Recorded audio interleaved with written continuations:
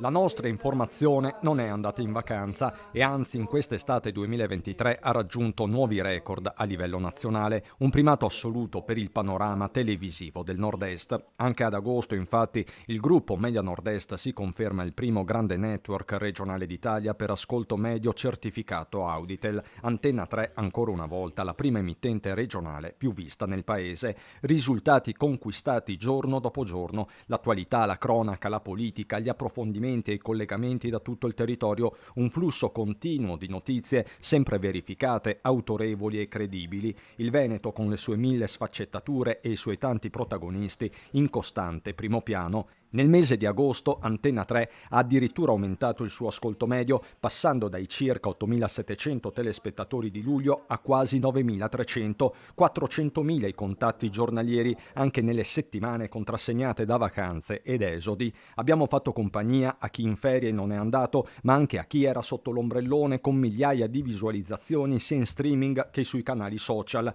la dimostrazione di un legame profondissimo tra noi e voi. I dati parlano chiaro, soprattutto se confrontati alle principali emittenti regionali italiane. Ecco i numeri: Antenna 3 totalizza per la precisione 399.721 contatti giornalieri, 9.270 l'ascolto medio. La storica Tele Lombardia, per esempio, che insiste su una regione con il doppio della popolazione rispetto al Veneto, 10 milioni di abitanti contro 5, porta a casa 361.089 contatti quotidiani con un ascolto medio di 4.968, la metà della sola Antenna 3. Telenorba, la principale emittente del Sud Italia, raggiunge in Puglia 392.390 contatti nell'arco della giornata, 7.549 l'ascolto medio. Videolina, da sempre punto di riferimento in Sardegna, totalizza 369.450 contatti, con ascolto medio a 8.499.